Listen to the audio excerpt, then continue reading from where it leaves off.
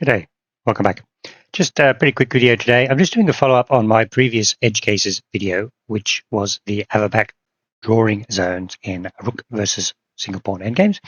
And we came across the position of unpromotion of a pawn to a knight, with check being the only move to draw. And I just wanted to go over that in a little bit more details, basically so I understood it better, because if you look at the previous video, I went on for about a minute, just sort of being a bit confused about how it all ended up. Now, since then, I've had a quick look. There's a good video on this by the Hanging Pawns guy and some other videos out there. So if you want better videos on this, just go and look at those. I'm just going to quickly go over some of the sort of almost corresponding squares concepts or only move concepts in this position, so that you sort of have a better way of dealing with it if you ever come across this position. So what we're going to do is I'm just sort of outlining the idea of where the position comes from. As I say, it does occur in real games. That position there, you can see it on the board. You've got to underpromote to a knight to draw the game, otherwise you get checkmated. And just look at the basic idea, some of the basic themes around the position, and then again look at my little simulator to see what sort of positions of the rook and the knight become relevant, which kind of helps to explain some of the themes behind it, and mainly the idea, then just sort of summaries, right? There are a lot of only moves. You can defend by keeping your king and knight on the edge, and obviously it's just sort of checks and forks are what keeping you out of it. And the idea is you got to keep the king and the knight close together. That's the key, because otherwise the knight will get cut off, and the king and rook can corral the knight and win it, and then proceed to win the game. So that's basically sort of a quick outline. As I say, I was a bit confused when I did it in my previous video. I just wanted to sort of, just for personal improvement, work out how the whole situation works. Although I must say I can't remember actually having this in a game. I had some weird positions in the game, queen versus two knights and so on, but not this particular end game. Okay, so here we got the position on the board. Obviously, you're going to promote to the knight with check.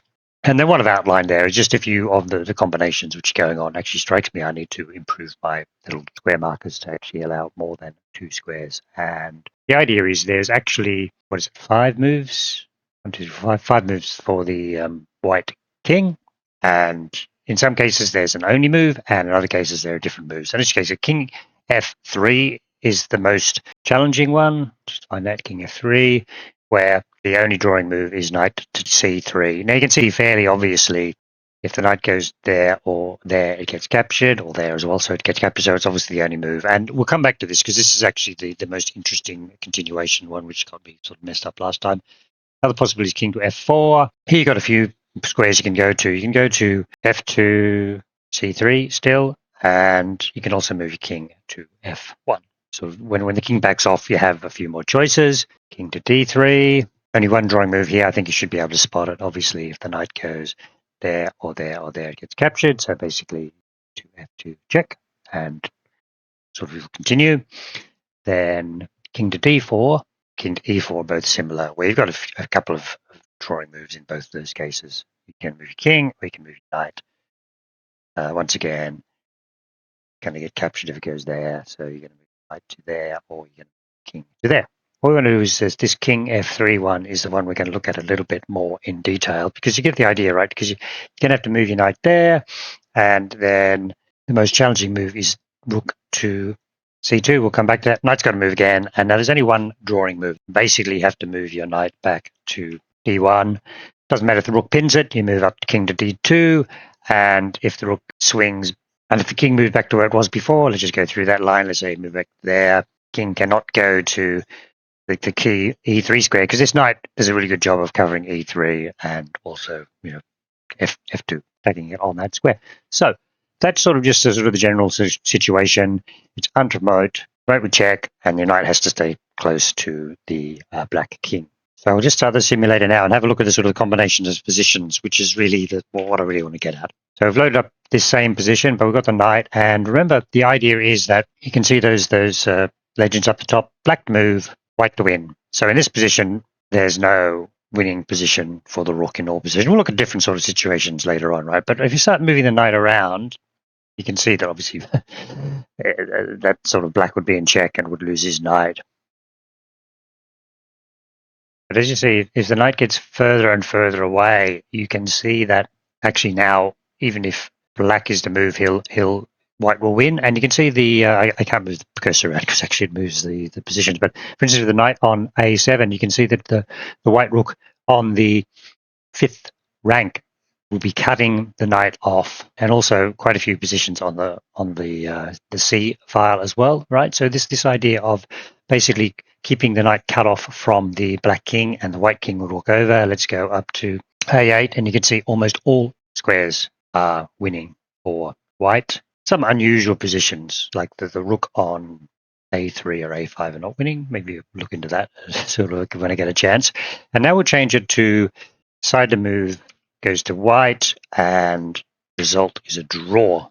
So this shows you where the knight has to go to. So knight can't be there, obviously. Rook will take it. Knight can't be there. Rook will take it. Knight can't be there. Knight can be there because it's check. And just move the knight further away. And once again, you can see that you get the same sort of combination. As the knight moves further away, it's very difficult for black to draw. Once again, as it gets further away, you can see that the knight gets in more and more trouble and can't get back. And a lot of it has to do with being cut off.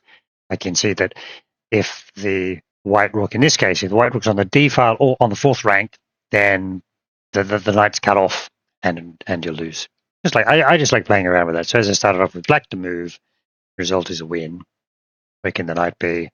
That can be a lot of squares, so this is okay unless it's check. This is okay too unless it's check. But you get over here, suddenly all those green squares on the 4th rank are winning because the knight can't get back, right? Because even if the knight hopped, like black to move, knight would play to d5, but then I would imagine that king to e4 might cut it off. But we can look at that position later.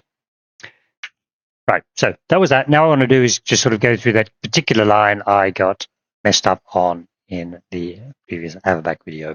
Okay, king f3, the key mode. And you say, okay, so now we go through this process, okay? Only drawing move. I think that was fairly obvious.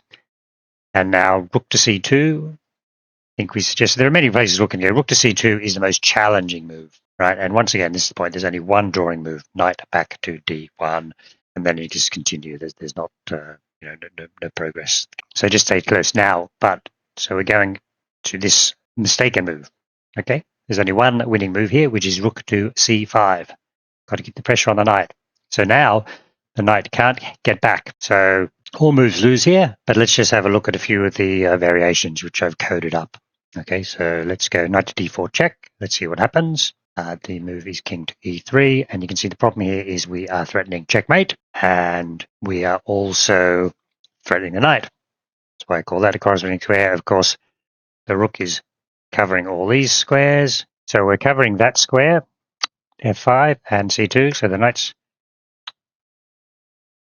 not coming back. This square is covered, and let's see, I haven't got it coded up, but the trick is if you come back here, then you just play rook to c2, and then it's going to be checkmate, or you have to give up the knight. So if you go back here, that square is covered as well. So what's the knight going to do? So the knight gets in trouble because checkmate is threatened. Right, so that's good. This is just sort of the way, the process of elimination, where you can see this formation where you're attacking the knight diagonally and you're cutting it off with your rook is the key to this whole position. So let's go back here. Let's try another move. What about knight to d6? Also looks good. And this time, still only one winning move. And as I've marked it out there, it's this check. Now, the point of the check is that the knight's on the d file, can't move to the d file, so losing knight. So if you tick back into the f file, then obviously you're going to win the knight. So I just put that as an extra point here, actually. It's like, it's this part of this tactic and forks from the attacking side.